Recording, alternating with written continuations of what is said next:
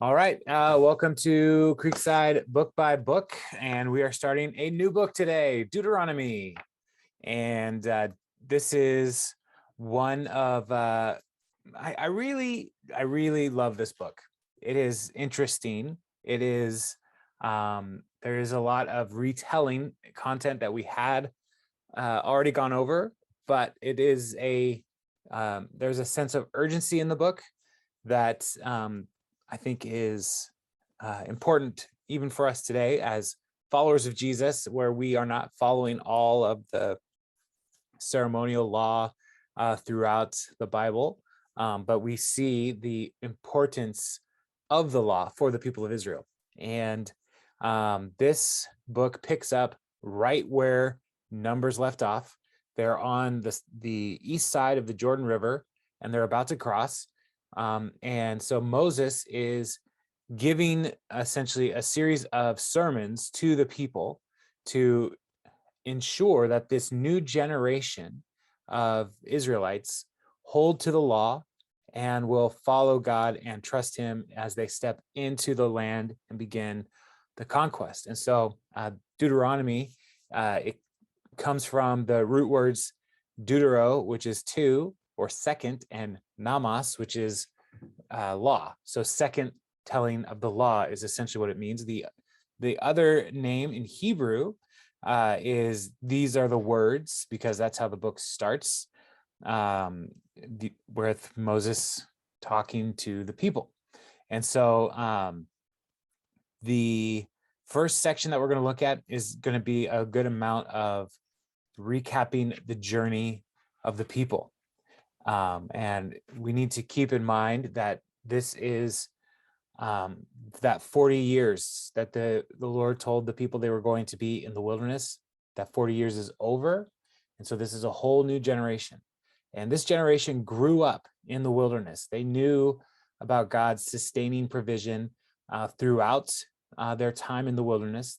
They have seen God fight on their side to help them win battles. So they have a confidence in the Lord that maybe the first generation that didn't trust the Lord to go into the promised land, maybe they didn't have that confidence. This generation is far from perfect, and they will have their own challenges as they get into the land. But today we start with Moses knowing that he's not going to go into the land. He will no longer be the leader of the people of Israel, and he's going to have to transition that over to Joshua. And so we're going to talk through that. And so there are large sections that I will be reading today, and we're going to go through chapter 4, verse 40. And a lot of this may feel familiar because we have talked about it over the last couple months as we've been going through the books of the law. So let's start with verse 1. These are the words Moses spoke to all Israel in the wilderness east of the Jordan, that is in the Arabah, opposite Suf, between Paran and Tafel, Laban, Hazeroth, and Dizahab. It takes 11 days to go from Horeb to Kadesh Barnea by Mount Seir Road.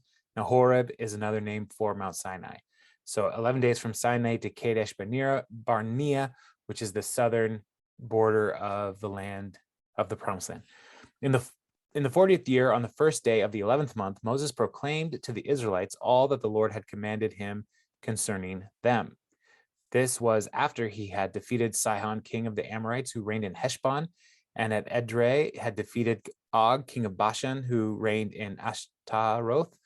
East of the Jordan, in the territory of Moab, Moses began to expound this law, saying, "The Lord our God said to us at Horeb, 'You have stayed long enough at this mountain. Break camp and advance into the hill country of the Amorites. Go to all the neighboring peoples in the Arabah and the mountains, in the western foothills, in the Negev, and along the coast to the land of the Canaanites, and to Lebanon, as far as the great river, the Euphrates. See, I have given you this land.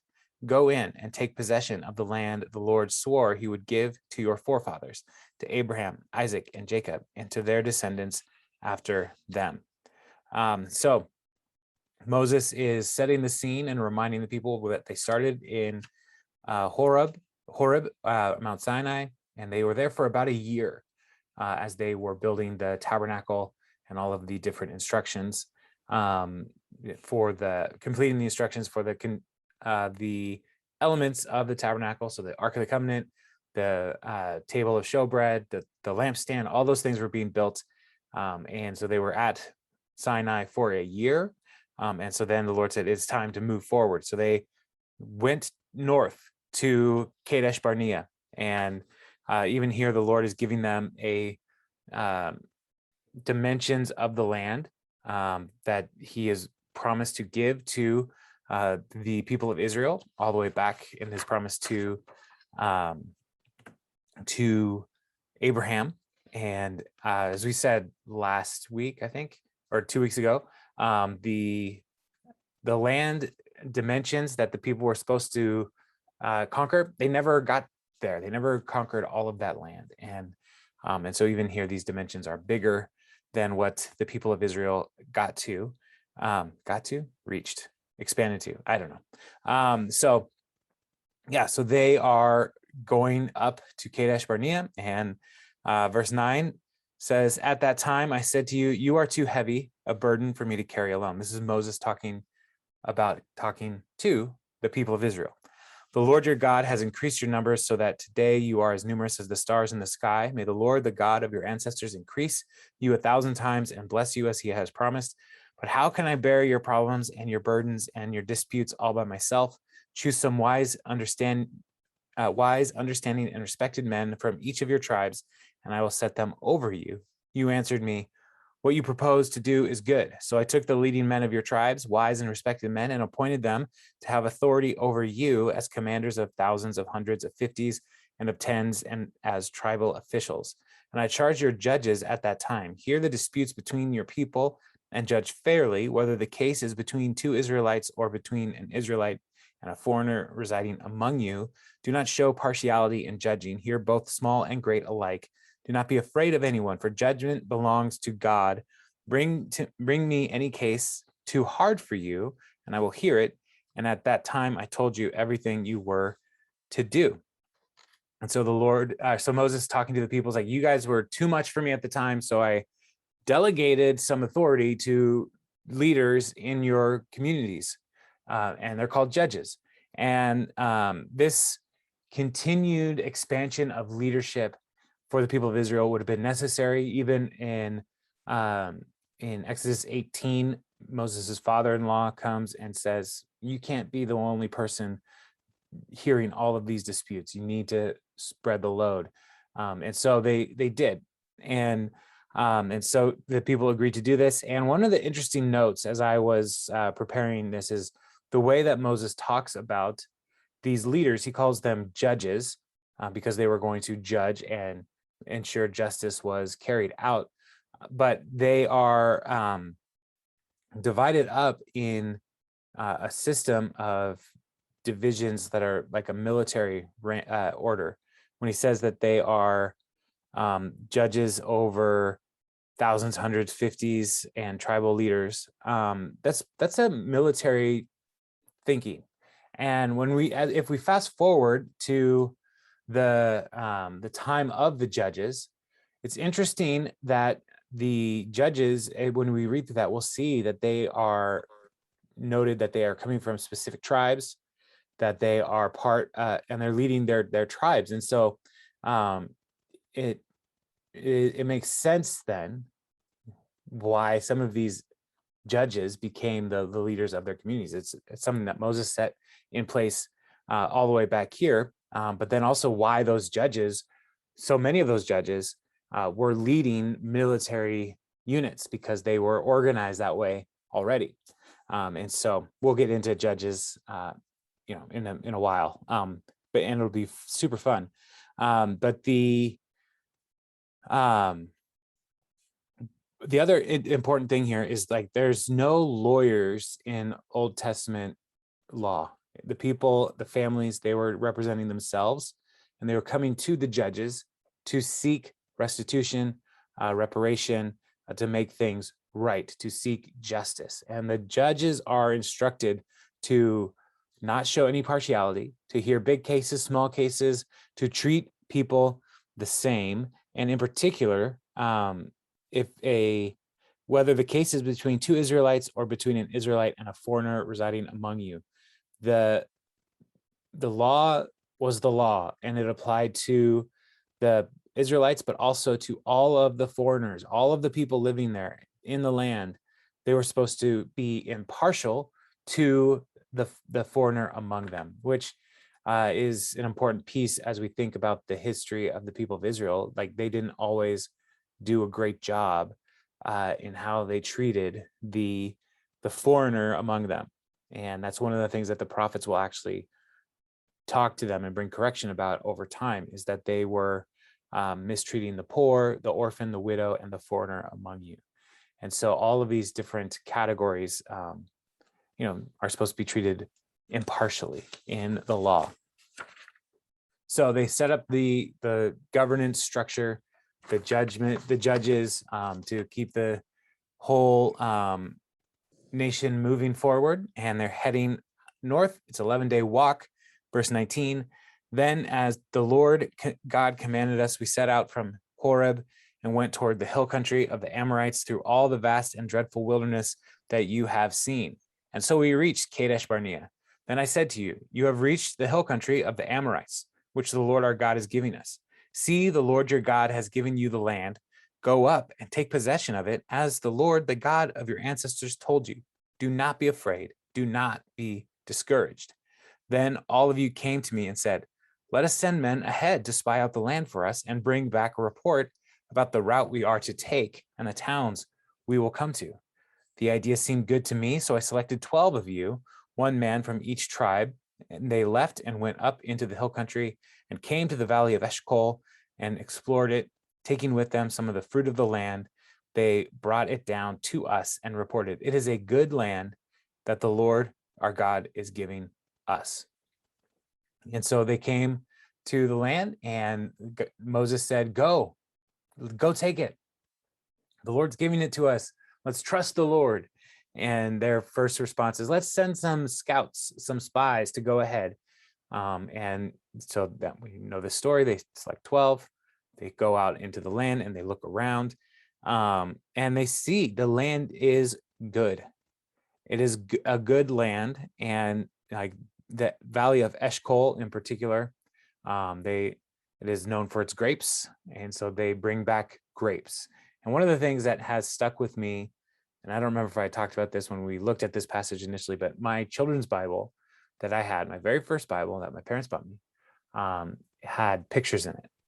And one of the pictures that stands out so vividly is the people of the spies coming back to the people with like a stick between two men, and on it was just this giant bunch of grapes.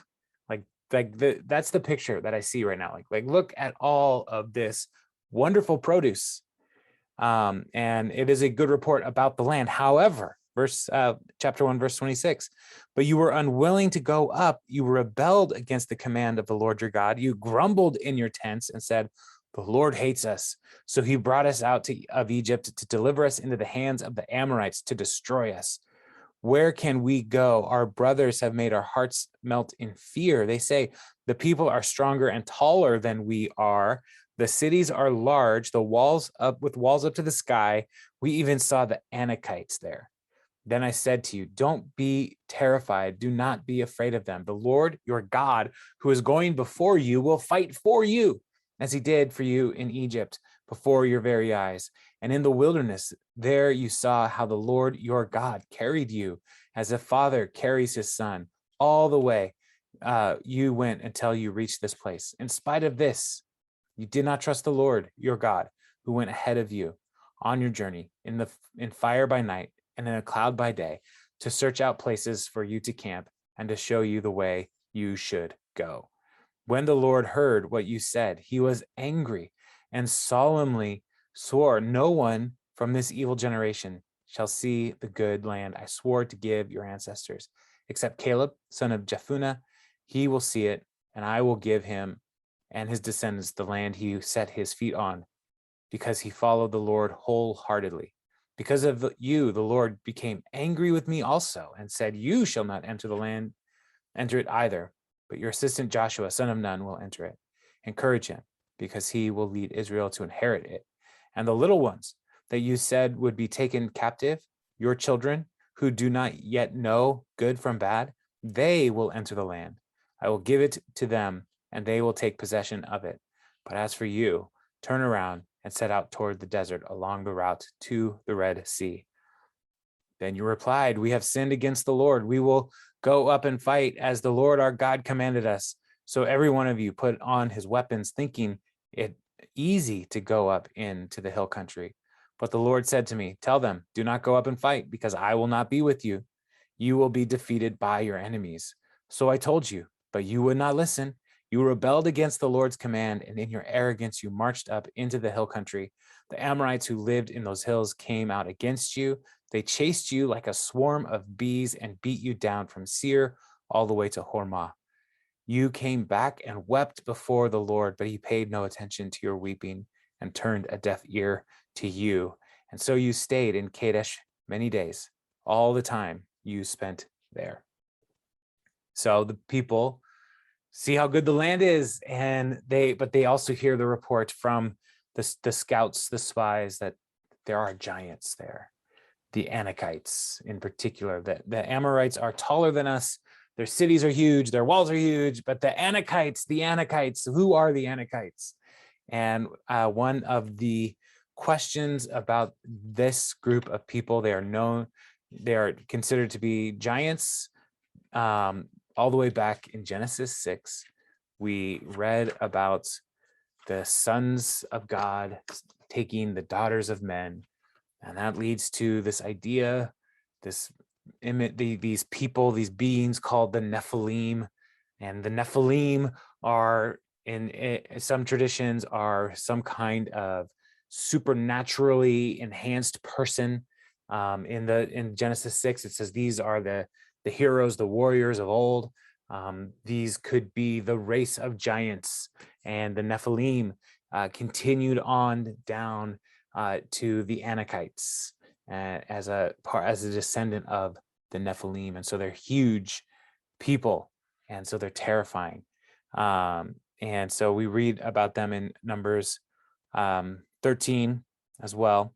And so they hear that the Nephilim, the Anakites are there, and they just were like, we can't do this. God hates us. He wants us to die out here. He wants our children to die out here. And so then the Lord says, well, if you're not going to trust me, then you're not going to the land at all. This generation, no. You're afraid for your children that they're going to die if you take the land, but the children are the one who are actually going to inherit the land. This generation will not, with two exceptions, Caleb and Joshua. Caleb, because he was wholeheartedly trusting the Lord. The Lord is with us. We can do this. And even in this passage, Moses says, you, the people of Israel, did not trust the Lord even after you have seen him do all these things.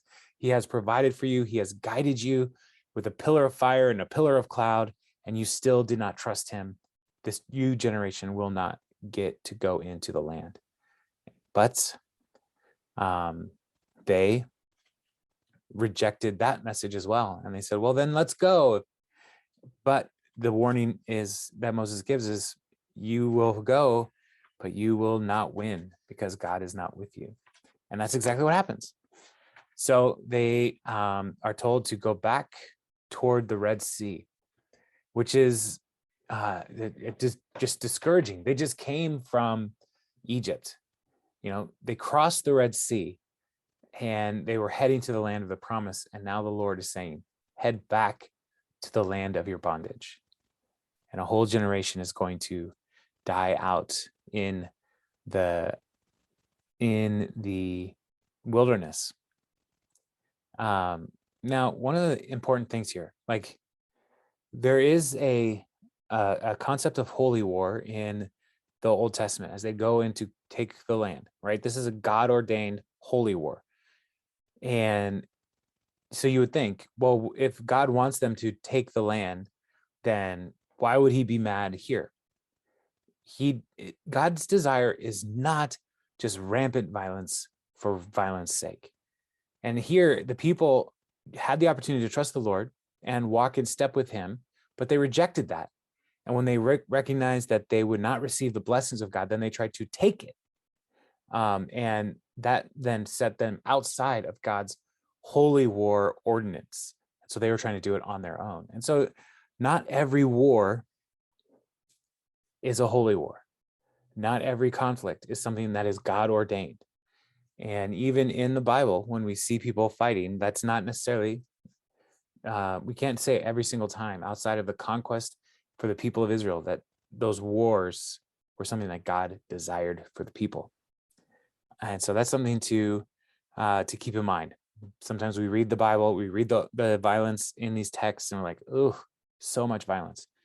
But God does have a limit to the violence in the holy wars. Like that, it needs to be ordained by him, leading and guiding his people for it to be considered God's commands. And so Moses also says something in here is like, and I wasn't able to go into the land either because of your disobedience. But that's not the whole story, if we remember.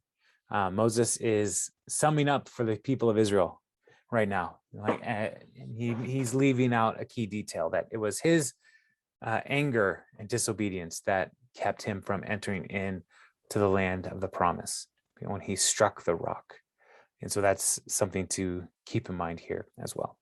And so while they're in the wilderness, Miriam dies, Aaron dies, and Moses is told that he's not going to get into the land. So let's jump to chapter 2, and I'm going to read through 23. So it's a longer section here. Then we turned back and set out toward the wilderness along the route to the Red Sea, as the Lord had directed me. For a long time we made our way around the hill country of Seir. Then the Lord said to me, you have made your way around this hill country long enough. Now turn north. Give your people these orders. You are about to pass through the territory of your relatives, the descendants of Esau, who live in Seir. So this is Edom. They will be afraid of you, but be very careful. Do not provoke them to war, for I will not give you any of their land, not even enough to put your foot on. I have given Esau the hill country of Seir and his own. You are to pay them in silver for the food you eat and the water you drink. The Lord your God has blessed you in the work of your hands. He has watched over your journey through this vast wilderness, these 40 years. The Lord your God has been with you, and you have not lacked anything. So we went on past our relatives and the descendants of Esau who live in Seir. We turned from the Arabah road, which came up from Elat to Etzion Geber, and traveled along the desert road of Moab. Then the Lord said to me, do not harass the Moabites or provoke them to war, for I will not give you any part of their land I have given Ar to the descendants of Lot as a possession. The Emites who used to live there, a people strong and numerous and as tall as the Anakites, like the Anakites, they too were considered Rephaites, but the Moabites called them Emites. Horites used to live in Seir, but the descendants of Esau drove them out. They destroyed the Horites from before them and settled in their place, just as Israel did in the land the Lord had gave them as their possession. And the Lord said, now get up and cross the Zered Valley. So he crossed the valley. 38 years passed from the time we left Kadesh Barnea until we crossed the Zered Valley. By then, the entire generation of fighting men had perished from the camp, as the Lord had sworn to them. Then the Lord's hand was against them until he had completely eliminated them from the camp. Now, when the last of these fighting men among the people had died, the Lord said to me, today you are to pass by the region of Moab at Ar. When you come to the Ammonites, do not harass them or provoke them to war, for I will not give you possession of any land belonging to the Ammonites. I have given it as a possession to the descendants of Lot. That too was considered a land of the Rephaites who used to live there, but the Ammonites called them Zamzamites. They were a people strong and numerous and as tall as the Anakites. The Lord destroyed them from before the Ammonites, who drove them out and settled in their place. The Lord had done the same for the descendants of Esau who lived in Seir. When he destroyed the Horites from before them, they drove them out and have lived in their place to this day. And as for the Avites who lived in the villages as far as Gaza, and Caphtorites coming out from Caphtor destroyed them and settled in their place. All right. So there's a couple interesting pieces here as we read through this book. And sometimes there are some sections that seem like they are editorial comments that were written after Moses' speech. And so like chapters are verses 10 through 12 and 20 through 23 are both like asides. And Deuteronomy is one of those books that has some questions about how much of this was written by Moses, and how much was editorial content. Like part of that is because the end of the book, Moses talks about dying. So Moses didn't write that. And so there is obviously some things that are written by editors, and these sections are some of those things that sound like a scribe came in to try to help make sense of some of the background information, which is fine. Like we don't have to be afraid or concerned about the veracity of scripture when we come to these kinds of things, because the inspiration of the Bible is not just that God like did an info dump on people's brains and they wrote it all out, like just right. But there is a guidance of the Spirit of God bringing the Word of God to its final form here. And so these editors, we can trust that these kind of editorial comments were in line with the Spirit's work of inspiration. And so even here, as they're talking about this, we're remembering that there were Anakites in the Kadesh Barnea area, and there seemed to be some history of Anakites in the Moabites' land and in the land of Edom, where the descendants of Esau drove them out. Like the Anakites were spread all throughout here, and so the Anakites and their descendants, wanting to note that there are some influences here that were even driven out before the Lord's people of Israel came. Like Esau's descendants did this as well. They were doing some of the Lord's work and purifying the land from the Anakites. And so they were in the land, they were in the wilderness 38 years, and the Lord said, it's been long enough, go north. And as you're going north, do not harass the people of Edom, Esau's descendants, because they are they're your cousins, they're your forefather Jacob's brothers, descendants. Like, so don't harass them. In fact, buy stuff from them, like replace anything you used. And when we read in Numbers, like the people of Edom did not want them to come through their land, and so they actually went the long way around. And they, even when we get to Moab, they're like, no, you cannot cross through our land. So they went the long way around. And so they're respecting these people. Moab's descendants were were descendants from Lot, who is Abraham's nephew. And so these are all family relations that the Lord is saying, I loved your ancestors and their family, so I want you to respect their descendants. So so they went the long way around to come into the land and to not try to create any conflict. And it's when they get to the area of the Ammonites where they start to see a little bit more of the conflict, but also with the Midianites as they are coming into the land. Sorry, I jumped ahead. I want to make sure I don't miss something here. But this 38 years was intended to purify the camp of the people who were disobedient to the Lord and not trusting him. And so they are getting close to where in the travel log to where they currently are. So verse 24, the Lord speaking through Moses, set out now and cross the Arnon Gorge. See, I have given into your hand Sihon the Amorite, king of Heshbon and his country. Begin to take possession of it and engage him in battle. This very day I will begin to put the terror and fear of you on all the nations under heaven. They will hear reports of you and will tremble and be in anguish because of you. From the desert of Kedemoth, I sent messengers to Sihon, king of Heshbon, offering peace and saying, let us pass through your country. We will stay on the main road. We will not turn aside to the right or the left, sell us food to eat and water to drink for their price in silver. Only let us pass through on foot as the descendants of Esau who live in Seir and the Moabites who live in Ar did for us until we cross the Jordan into the land the Lord our God is giving us. But Sihon, king of Heshbon, refused to let us pass through, for the Lord your God had made his spirit stubborn and his heart obstinate in order to give him into your hands as he has now done. Does that sound familiar? The Lord has made his heart, has hardened his heart, made his spirit stubborn.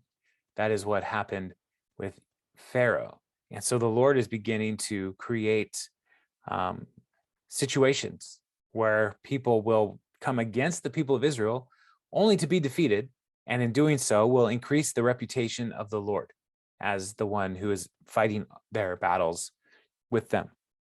And so here that's happening.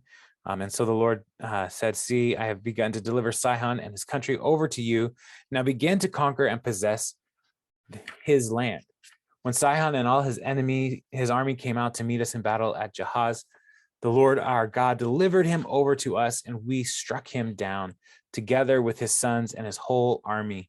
At that time, we took his town and completely destroyed them. Men, women, and children, we left no survivors. But the livestock and the plunder from the towns we had captured, we carried off for ourselves. From Aroer on the rim of the Arnon Gorge, and from the town in the gorge, even as far as Gilead. Not one town was too strong for us. The Lord our God gave us all of them, but in accordance with the command, the Lord our God, you did not encroach on any of the land of the Ammonites, neither the land along the course of the Jabbok, nor around the towns in the hills. So the Lord is putting a divine terror on Sihon and his kingdom as they come against them and they defeat them. And so the people of God are on the move, essentially, is what Moses is getting to, and they're winning, and God is with them and blessing them. And here it's like he's trying to help them remember that there is no city that is too strong for them, and that nobody could stop them. And that's important as they're about to go into the land. Moses isn't going to be there. They need to remember as they go that God is fighting their battles. And so that's a lot of what this section is all about. And in here, we also see that they're not here to just take all of the people. They're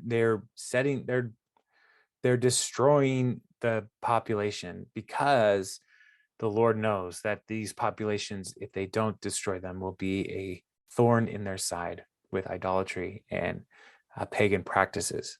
And so this is called the ban. Like these are things that are not appropriate, not allowed for the people of Israel, and so they are part of the ban, the harem, and so this is part of the holy war as well. As like there's going to be things that the people are not allowed to keep, not allowed to take for themselves, because it is set apart for destruction. So chapter 3, just clipping right along. Next, we turned and went up along the road toward Bashan, and Og, king of Bashan, and his whole army marched out to meet us in battle at Edrei. The Lord said to me, do not be afraid of him, for I have delivered him into your hands, along with his whole army and his land. Do to him what you did to Sihon, king of the Amorites, who reigned in Heshbon. So the Lord our God also gave into our hands Og, king of Bashan, and his army. We struck them down, leaving no survivors. At that time, we took all his cities. There was not one of the 60 cities that we did not take from them. The whole region of Argob, Og's kingdom in Bashan, all these cities were fortified with high walls and with gates and bars, and there were also a great many unwalled villages. We completely destroyed them, as we had done with Sihon, king of Heshbon, destroying every city, men, women, and children, but all the livestock and the plunder from their cities we carried off for ourselves. So at that time, we took from these two kings of the Amorites, the territory east of the Jordan, from the Arnon Gorge as far as Mount Hermon. Hermon is called Sirion by the Sidonians, and the Amorites call it Senir. We took all the towns on the plateau and all Gilead and all Bashan, as far as Salakah and Edrei, towns of Og's kingdom in Bashan. Og, king of Bashan, was the last of the Rephaites, which are again part of the Anakite descendants. His bed was decorated with iron and was more than 9 cubits long and 4 cubits wide. It was still in Rabbah. It is still in Rabbah of the Ammonites. And so here we have some more conflict, another kingdom, Og's kingdom, that's coming against them. But they win, and they take all the cities and the villages, and they eliminate the population, but they're able to continue to build their flocks and herds, which is good. Like, this is what part of what God wants them to do. And the Lord is again on their side. And one of the more interesting notes here is Og's iron bed. And this bed is 9 cubits long, which is about 13 feet. Based on what some of the commentaries said, it's not small. And so the way that some people think about this bed is, it could be like more like a couch that they reclined in when hosting parties and that kind of stuff. Or it could be a bed, and Og needed a giant bed because Og was a giant. He's part of the Rephaim, the descendants of Anakites, the descendants of the Nephilim.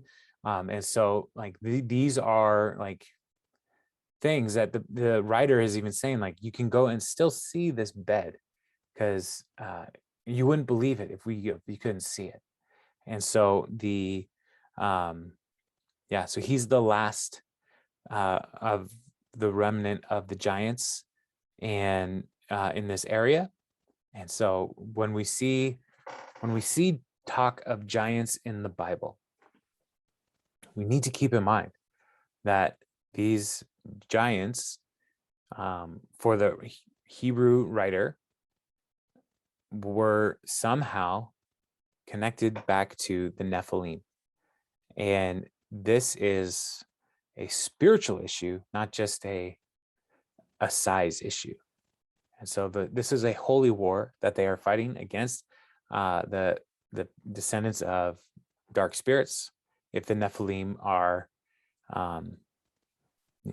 demons that sleep with women, like, and have the children were Nephilim, like, this is a spiritual battle of these for the people. And so it's, when we see a giant mentioned in the Bible, pay attention to that and go look and see, like, what is going on here, and what is the spiritual battle that is being waged, not just the physical world, but the spiritual realm as well.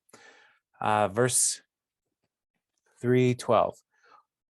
Of the land that we took over at that time, I gave the Reubenites and the Gadites the territory north of Aurora of the Arnon Gorge, including the half hill country of Gilead, another together with its towns. The rest of Gilead also all of Bashan, the kingdom of Og, I gave to the half tribe of Manasseh. The whole region of Argob and Bashan used to be known as the land of the Rephaites. Jair, the son of Manasseh, took the whole region of Argob as far as the border of the Geshurites, the Maacathites. It was named after him, so that to this day Bashan is called Havot Jair. And I gave Gilead to Machir, but to the Reubenites and the Gadites I gave the territory extending from Gilead down to the Arnon Gorge, the middle of the gorge being the border, and out of the Jabbok River, which is the border of the Ammonites. In its western border was the Jordan in the Arabah, from Kinneret to the sea of the Arabah, that is the Dead Sea. Below the slopes of Pisgah, I commanded you at that time. The Lord your God has given you this land to take possession of it, but all your able-bodied men armed for battle must cross over ahead of the other Israelites. However, your wives, your children, and your livestock, I know you have much livestock, may stay in the towns I have given you until the Lord gives rest to your fellow Israelites as he has to you. And they too have taken over the land that the Lord your God has given them across the Jordan. After that, each of you may go back to the possession I have given you. So this is just that the 2.5 tribes that are staying on the east side of the Jordan. They came to Moses. Remember, they said, we would like to stay here. We've got all these flocks, we've got all these herds. We'd love to, this land is good and there's space for us. There's cities that are already built that we can move into. And so they did, with the stipulation that they had to come and fight with the other tribes to take the whole land that God had promised them, because the other tribes also fought with them to take this land, to defeat these kingdoms. And so so they agreed to do this. And then in chapter 21, at that time I commanded Joshua, you have seen with your own eyes all that the Lord your God has done to these 2 kings. The Lord will do the same to all the kingdoms over there where you are going in the promised land. Do not be afraid of them. The Lord your God himself will fight for you. At that time, I pleaded with the Lord, sovereign Lord, you have begun to show to your servant your greatness and your strong hand. For what God is there in heaven or on earth who can do the deeds and mighty works you do? Let me go over and see the good land beyond the Jordan, that fine hill country and Lebanon. But because of you, the Lord was angry with me and would not listen. That is enough, the Lord said. Do not speak to me any more about this matter. Go up to the top of Pisgah and look west and north and south and east. Look at the land with your own eyes, since you are not going to cross the Jordan, but commission Joshua and encourage and strengthen him, for he will lead the people across and will cause them to inherit the land that you will see. So he stayed in the valley near Bet Peor. And so here Moses reminds the people that he's not going to go over, but he encourages Joshua, like, look at these 2 victories that we just had, and God has so much more for the people as they go into the land. So be bold and courageous. And those words will come back when we get to Joshua, because Joshua, before he begins the conquest, has an encounter with the angel of the Lord, and the angel of the Lord says, be strong and courageous. Everywhere your foot touches this land I'm giving to you. And so these words are going to echo into the life of Joshua in the future as well. But Moses is like, please, can I go? Would you please relent? Would you please change your mind? And the Lord says no, but he does let him get up to the land. And this Mount Pisgah, you could see a lot of the land. You can't see all the way to the Mediterranean, but you could see a lot of the land. And this was going to have to be enough for Moses. And so he's telling the people early on in this speech, like, I'm not going with you. And we're not going to read about Moses's death until chapter 34. And so we know that there's a lot that Moses still has to say. And so chapter 4, verse 1. Now, Israel, hear the decrees and laws I'm about to teach you. Follow them so that you may live and may go in and take possession of the land the Lord your God of your ancestors is giving you. Do not add to what I command you, and do not subtract from it, but keep the commands of the Lord your God that I give you. You saw with your own eyes what the Lord did at Baal Peor.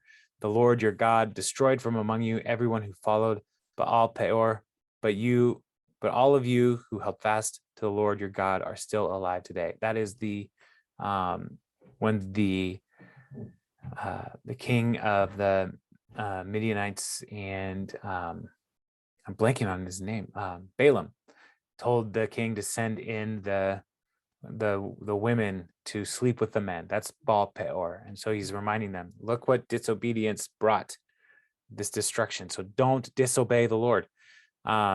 See, I have taught you decrees and laws as the Lord my God commanded me, so that you may follow them in the land you are entering to take possession of it. Observe them carefully, for this will show your wisdom and understanding to the nations, who will hear about all these decrees and say, surely this great nation is a wise and understanding people. What other nation is so great as to have their gods near them the way the Lord our God is near us whenever we pray to him? And what other nation is so great as to have such righteous decrees and laws as this body of laws I am setting before you today? And so the goal for the law, as we see here, is that they would be an example of the path of life that God is giving to Israel, so that the nations would be attracted to be like Israel. They are supposed to be a nation of priests, mediators between God and humanity, to show God's path for life, and that they would be amazed at the wisdom and the understanding of the people. There's so much optimism right here for the people of Israel. Verse 9, only be careful and watch yourselves closely so that you do not forget the things your eyes have seen or let them fade from your heart. As long as you live, teach them to your children and to their children after them. Remember the day you stood before the Lord your God at Horeb, when he said to me, assemble the people before me to hear my words, so that they may learn and to revere me as long as they live in the land, and may teach them to their children.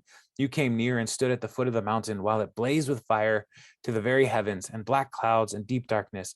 Then the Lord spoke to you out of the fire. You heard the sound of words, but saw no form. There was only a voice. He declared to you his covenant, the 10 commandments, which he commanded you to follow, and then wrote them on 2 stone tablets. And the Lord directed me at that time to teach you the decrees and laws you are to follow in the land that you are crossing the Jordan to possess.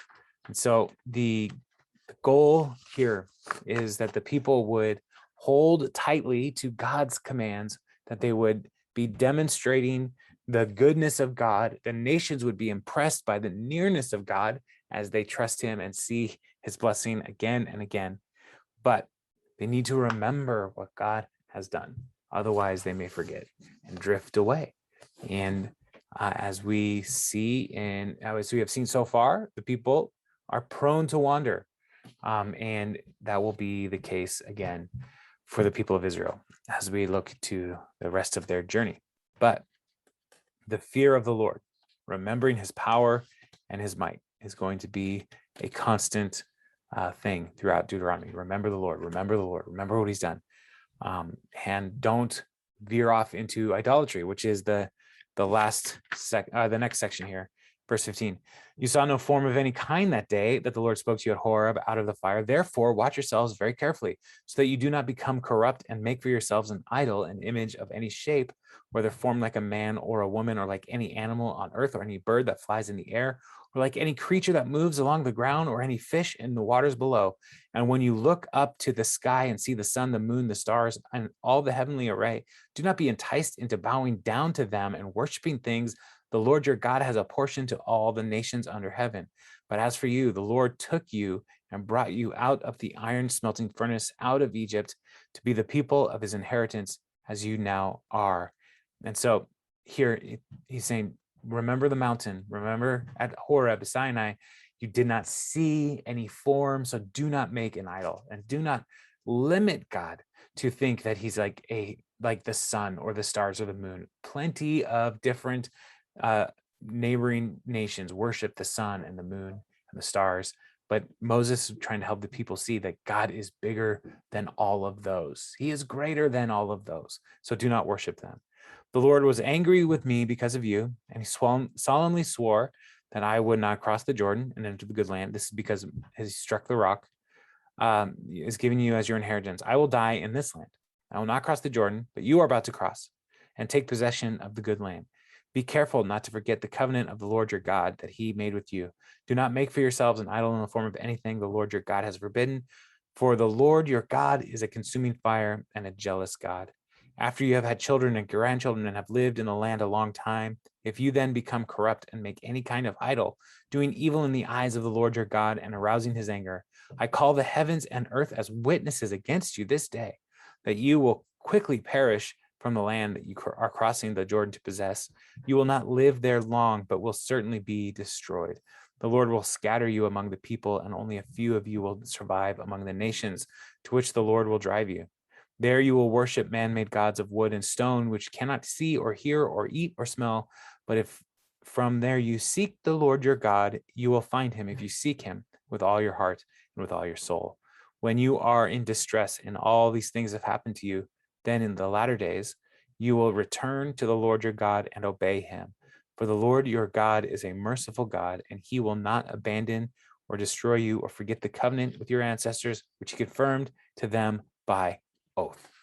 And here Moses' words are essentially, trust the Lord, don't fall into idolatry. And if you do, I'm calling all of creation as a witness against you. Creation itself is watching how you will act. Creation is not God, but it is God's handiwork. And it is one more sign of God's power. And they have seen the Lord break the rules of creation in their journey through the land to get to here. And so Moses is essentially saying, like, why would you doubt? Why would you doubt? But he also has a vision of the future here that you will doubt, and you'll be scattered off into the lands of the nations. But even then, if you seek the Lord,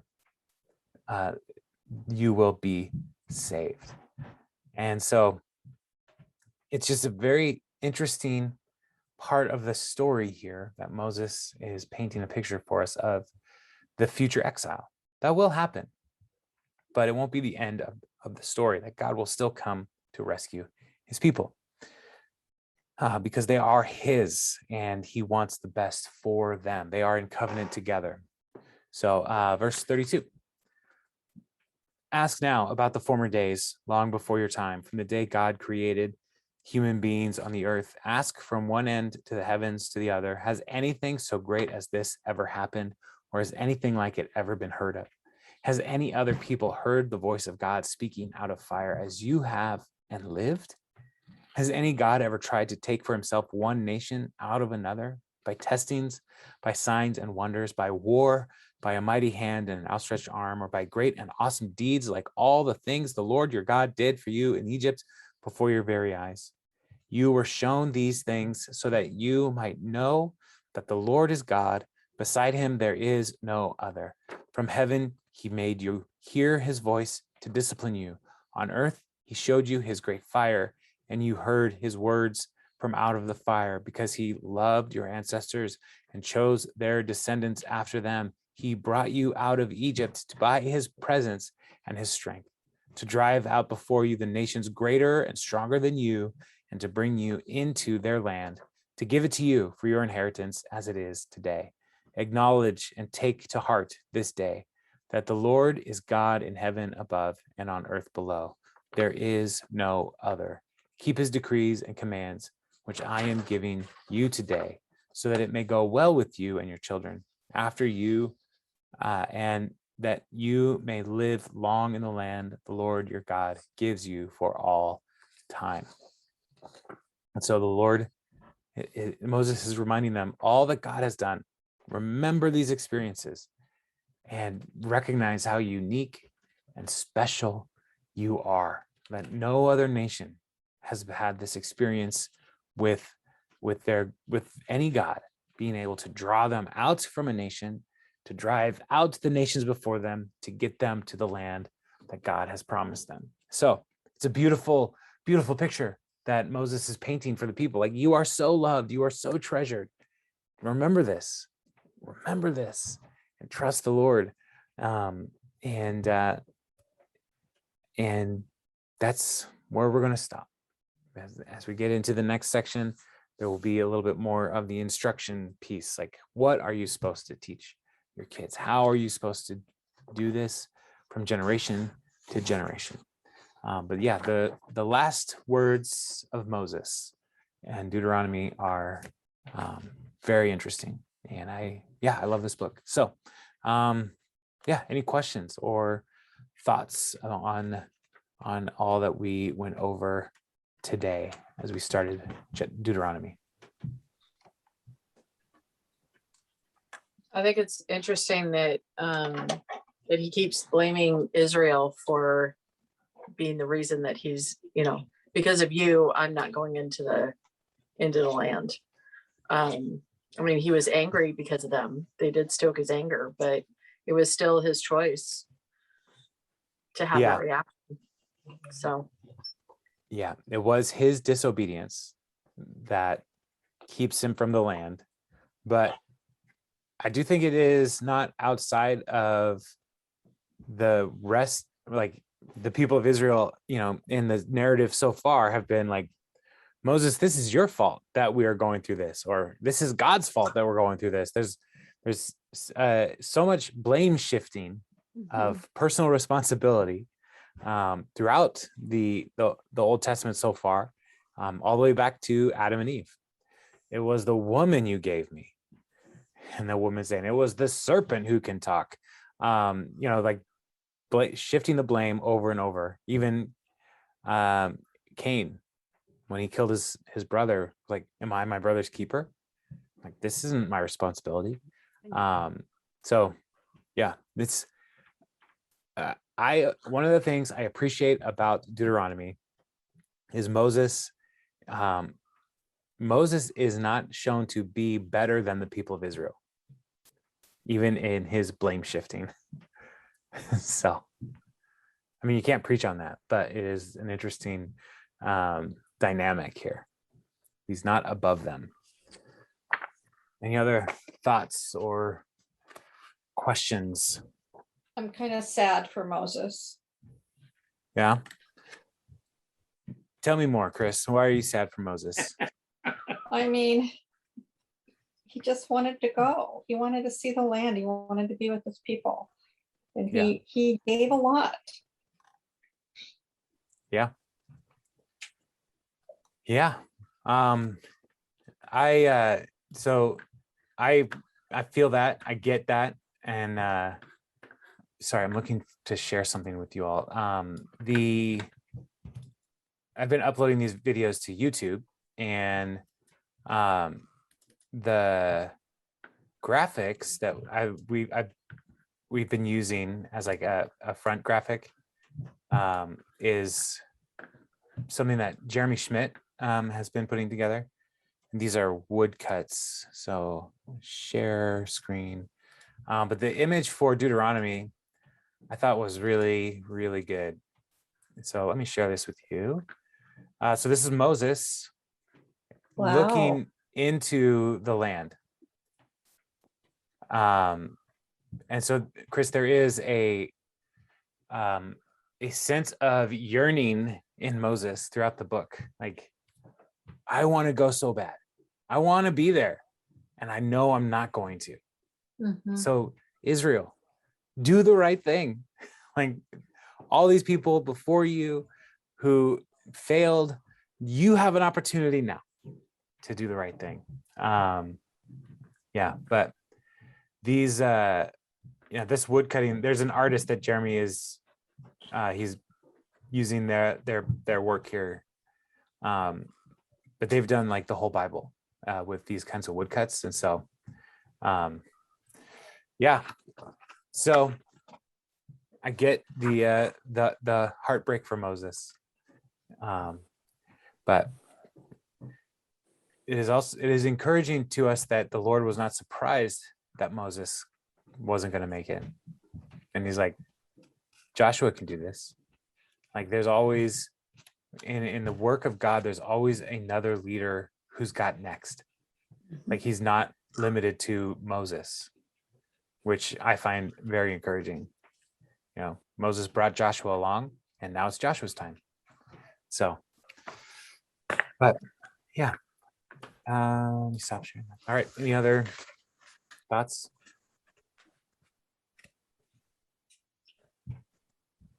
Yeah, why did, during that whole time in the wilderness, why did he allow all the fighting men to perish? He was going to need them. I mean, later on, it says, all able-bodied men armed for battle. Yeah, like, why did you allow, why did they have to die off? And then you'd have to create a whole new breed of people to battle. So, I mean, it took 40 years. So it wasn't like they just lost all of their institutional knowledge for any kind of warfare that they had at that point. So they passed it on to the next generation. But that generation, all the able-bodied men that he's talking about are essentially the adults. All the adults willingly disobeyed the Lord. And so the adults were not allowed to go into the land. And so, yeah, it doesn't make sense, like in the way our minds think. But the Lord is looking for a people who will trust him implicitly, who will obey him in this next chapter for the nation of Israel. And he couldn't have these doubters, or these people who thought we can do this in our own strength. The Lord's like, no, that's not going to work, because what the Lord wants for the people of Israel as they go into the land Like he says, I'm going to put the fear of God in these people because they're going to hear about what God is doing for you. And so if the people aren't going to trust that the Lord is doing this for them, then this wouldn't work the way God is desiring it to work. So That's kind of evident at the beginning of that chapter when they didn't want to go, and then after the little pep talk, oh, we want to go, and then God's like, I'm not going to be there with you. Tell them no. yeah. I mean, if you've had children, there's times where you say, let's do this, and like, I don't want to, and then you're like, okay, then we're not going to, and then they're like, okay, but we want to. It's like, no, we had that shot. So yeah. It's like dinner time half the time in my household. We're gonna have this. I don't want to. And then I'm so hungry. We had a plan for dinner and you rejected it. Yeah. So yeah, there's a lot of well, I guess you're having popcorn for dinner. Go microwave up some popcorn. Maybe that's just my growing up years. Oh. Also, Yeah. another question too, the whole, the concept they kept building or making idols out of wood and stone that didn't talk. And that reminds me of like Easter Island, or like things you see in South America, the big monoliths and all that kind of thing. Is that exactly what they did in the Middle East? That's a good question. There's a lot of questions around Easter Island, like what are those images? Are they idols or are they monuments? Like we don't know 100%. But the idols of the ancient Near East were like statues, essentially. So, one of the things to keep in mind is that they didn't think that those idols were the God, but they believed that like Baal inhabited that idol. Like he wasn't limited to one idol for all of the Baal worshipers, but he like filled it somehow. And so when we read the prophets, we see that they come back to this motif again and again, like don't build these idols of wood and stone because they don't do anything. They're not alive. Yeah, they can't see, they can't hear, they can't eat. Right. And so, like they act like they can, but they cannot. And so their idolatry is a small, weak picture of what God truly is. God doesn't need you to make him. God doesn't need you to feed him. God doesn't need you to carry him around. So why would you settle for something so weak? Is essentially what the biblical approach to idolatry is. Like, why would you want something so small? Why would you put your trust in something so powerless? Yeah. But it's a lot easier for people to put their trust in something they can see. And so that's part of the reason why idolatry is so attractive even now. So that kind of baffles me. Why would you carry something around and talk to them? You can just drop to your knees and pray to the God above. I just don't get that at all. Yeah, but I mean, why would people put their confidence in their 5-year plan for success? Like that becomes the whole goal and their whole life. It becomes a form of idolatry, and it's also weak and powerless. But idolatry has a weird way of working its way into the human heart and shaping our actions in ways that are not good for us. And that's the case of the people throughout the Bible. Anytime they pursue idols, it is not good for them. And so, yeah. The other question I had too, when they worship the sun, the moon, the stars, is that considered like astrology, like the Chaldeans did? Yeah, it could be.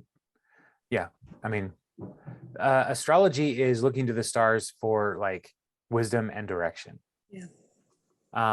Whereas like just sun worship is just saying like the sun is so powerful because it dictates the rest of our year, and so it must be a powerful entity that deserves honor, like that's enough to be idolatrous.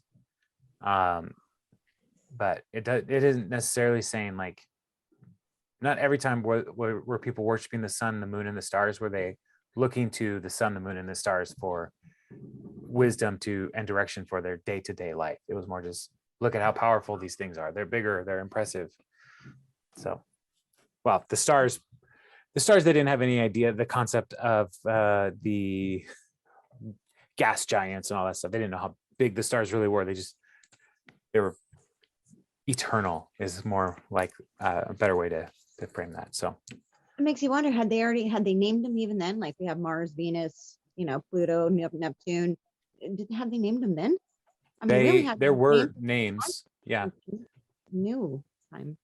I believe in Job, there are some references to named constellations, but just naming a constellation doesn't mean you worship that constellation.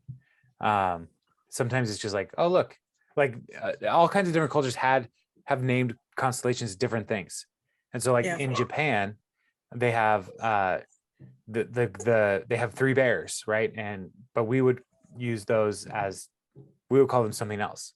And so it's your culture shapes what you see in the patterns of the stars. So Yeah. Was somebody saying something? Did I cut them off? No. Okay. I just marvel at how many times he has to tell them. I would have just looked at them all. All right, the 2 million of you, just focus on what I've been telling you. Don't look at this group. Don't look at this group. Don't look into their idols, because if you do, you're kind of messed over here for the rest of the journey. You probably won't go on the rest of your journey. Make it a little hardcore. Yeah. Well, Moses will make it hardcore. We'll get there.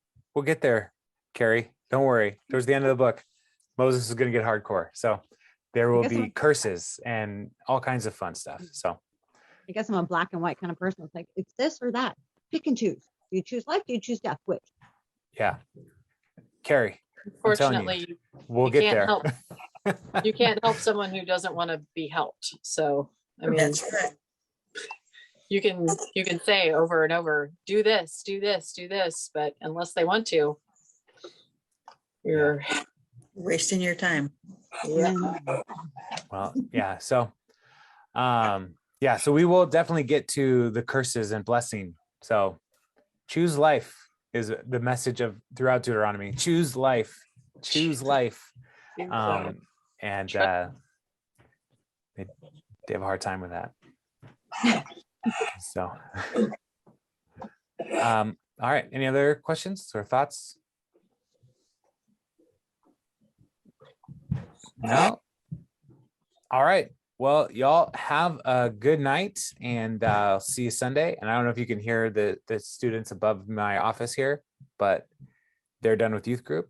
So that means my kids are probably done too. So I'll see you all Sunday or next week on Zoom, and y'all have a good night.